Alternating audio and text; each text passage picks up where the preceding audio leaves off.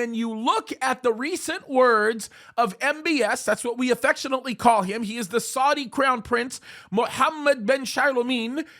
You will be not surprised if you understand what the scriptures teach. Now, some of the things he says sometimes don't make a lot of sense, but when you sort of put it together in the context of the geopolitical infrastructure that exists in the Middle East right now, and then shed the light of God's word upon it, it begins to make perfect sense.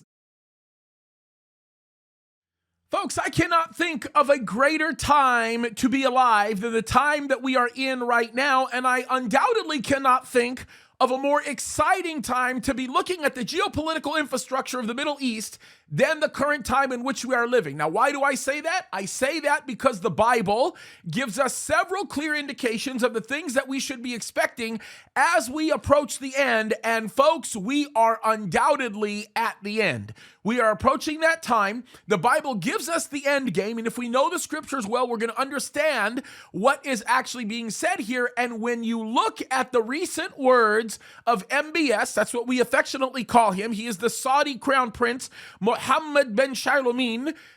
You will be not surprised if you understand what the scriptures teach. Now, some of the things he says sometimes don't make a lot of sense, but when you sort of put it together in the context of the geopolitical infrastructure that exists in the Middle East right now, and then shed the light of God's word upon it, it begins to make perfect sense. Now, this one's interesting because when this article came out in All Arab News, they slapped a title on this that says, Saudi Crown Prince says Israeli-American threats to strike Iran are political blackmailing with no credibility. Now, there's a lot of I'll just say rhetoric in a way that's being communicated in some of this article, but there are two paragraphs that I wanted to hone in on because they're pretty important, right?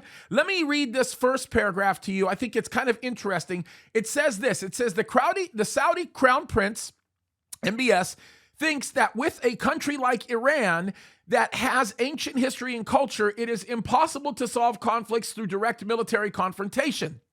He is convinced that such a solution would involve recklessness and adventurism, and there are no victors in war. Now, that's kind of an interesting statement to make. Obviously, we know that that's not completely true for a series of different reasons, right? But this is interesting. Let me read the rest of this quote to you because this is what kind of grabbed me from this article. It says, countries cannot be wiped off the map when problems can be solved on the table.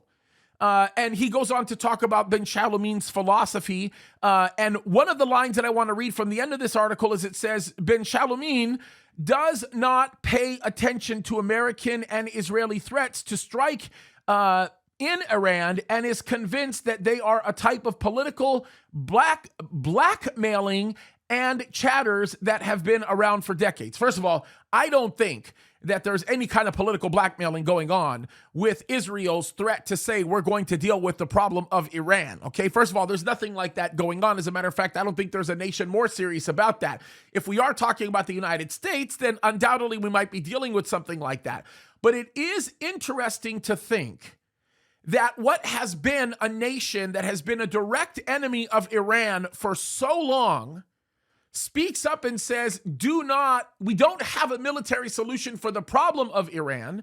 We're actually seeing Saudi Arabia come to grips with having to sort of be in a peaceful resolution with Iran at the hands of Russia, by the way, not China. Forget the China thing. It's really more Russia. This begins to make perfect sense when you look at the terminology in Ezekiel 38. Ezekiel 38 makes it clear. These nations are going to be at peaceful terms with one another. As a matter of fact, Iran is going to be getting along with Saudi Arabia. Russia is going to be getting along with Saudi Arabia. They're all going to be getting along with Israel. And if you think about it, actually, Saudi Arabia will be one of the nations that speak against all of this happening when the coalition of nations attack Israel. Now, all of this is important because when you start looking at the things that these people are saying that are surrounding Iran and Israel, you begin to realize there is an underpinning going on here that is demanding a peaceful solution. We know, by the way, that peace won't last long, and we also know where it's going to end up. And quite frankly, the more and more you stop to consider what we're beginning to see the formation of, the more and more you begin to realize that the Bible is real, what his word says is correct. Do not let the spiritual warfare that is thick during this time period cause you to not see this. Folks, it is thick out there. We know that Christ is coming soon. Let's pay attention to the details around us. Let's pay attention to the facts and the subsets of information. It's all there. Folks, what are we going to do with it? I hope we are going to live life to the fullest, stand up for what's right, get involved, put our hands to the plow and not look back, because we're near the end. God bless you guys.